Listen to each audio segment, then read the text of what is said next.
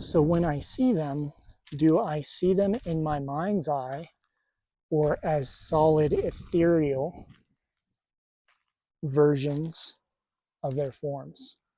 When it comes to different beings, it's all of the above. I see them, I guess it's plus one. The mind's eye, third eye, I describe differently, which would separate that into two. So let's start with physical.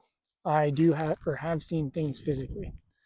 Fae galactics can come physically, can show up and be standing right in front of you, and you can see them. You can be physical. I've also been energetic, astral, and seen them that way, where like I lift up out of my body and I see my body sitting there, but then I see the beings around me that are more in higher energy spaces. And that's more of a physical sense because you're still experiencing through that eyesight of your astral form, essentially. I see them ethereally, and so they, Fae especially, I describe it as the hot pavement on a summer day. You can see the heat of the pavement rising up and kind of see a form. And so when you see them in that energetic space, a lot of times the way I see those beings is that they are the haze of pavement, but in a form. So you might see a gnome standing there and not see it with your eyes, but you see the energy moving and there's a form to the energy. And the key factor being that you can hear them and they're moving around and doing stuff too. So it's actually not just the haze of pavement or a rock or something like that. So ethereal, physical, third eye, mind, and mind's eye. Okay, so my mind's eye is where it's in my mind. I describe the mind's eye as like the blackness of your mind, the back of your mind. A being will show up telepathically, energetically. I might not physically see them around, or if I'm telepathically connecting to, say, one of my galactic friends, I'll see them in my mind, in my mind's eye, typically, unless I look through their eyes or astral travel to them or something of that nature. So in my mind's eye, you just get like an image. It's like the projection of an image into that space. So you could be talking to a gnome, to a Lyran, to a Pleiadian, whoever it is, a dragon, all of that, and you'll see that image in your head. You'll see that image of who it is. And so that's one way to have sight. The other is the third eye. The third eye is here and is actually an additional sensory capability, organ, the pineal gland, that sort of thing. And it is energetic too, so it comes outside of the body. I can actually feel mine, especially when I go through expansions. I can feel it pressing out and growing larger. I describe it like Doctor Strange, if you're familiar with Doctor Strange in the Multiverse of Madness, where his eye pushes out and pops into existence. It's very much like that, especially for people who are kind of just initially birthing that third eye. They experience a lot of pressure and it's like a birth, like something coming out. For me, in my experience, it's like having an extra layer over your eyes. Now, when I say that, I have two eyes. Each one can see independently of the other. Your brain puts the image together. So it almost looks like it's like when I'm looking here, it looks like it's outside of myself, right? Your eyes look like they're outside of yourself. The things you're seeing are outside of you because we see depth perception and all that other stuff.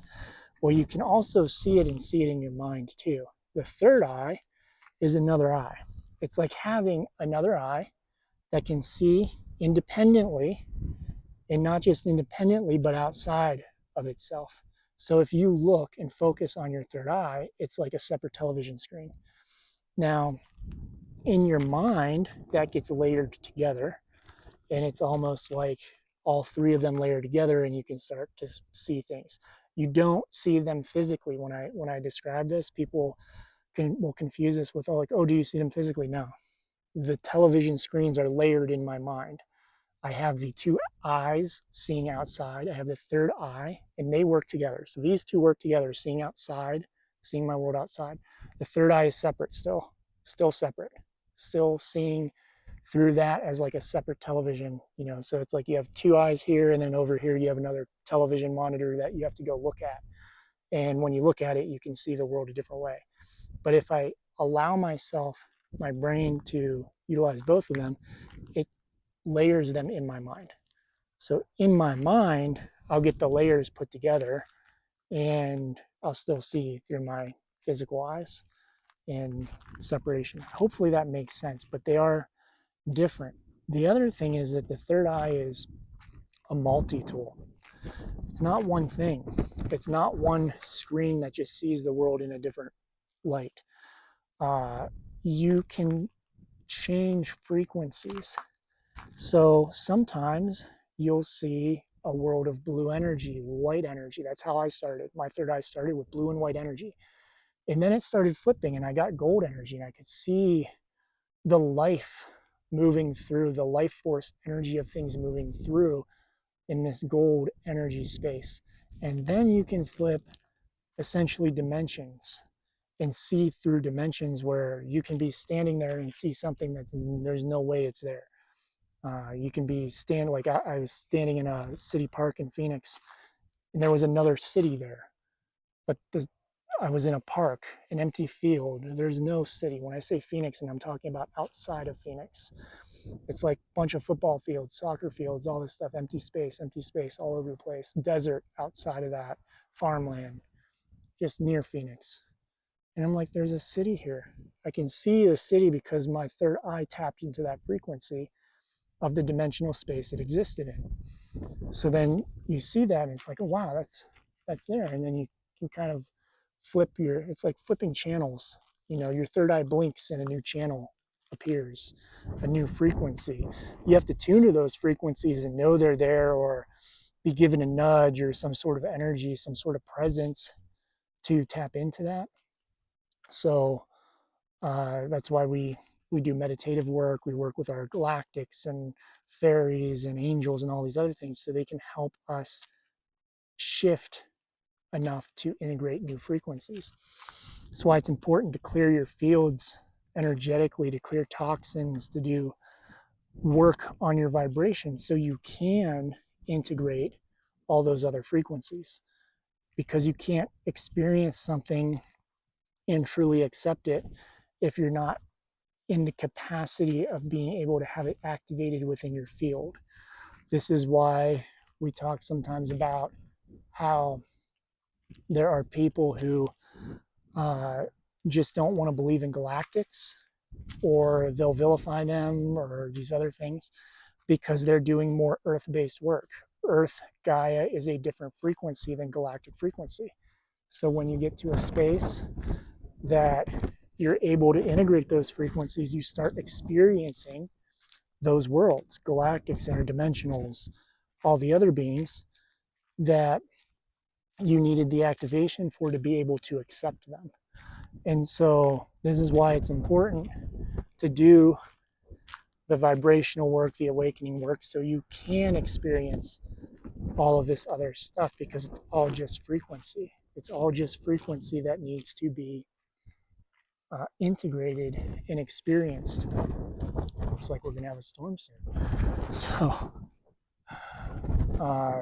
and then, let's see, there you go. The storms here get quite beautiful.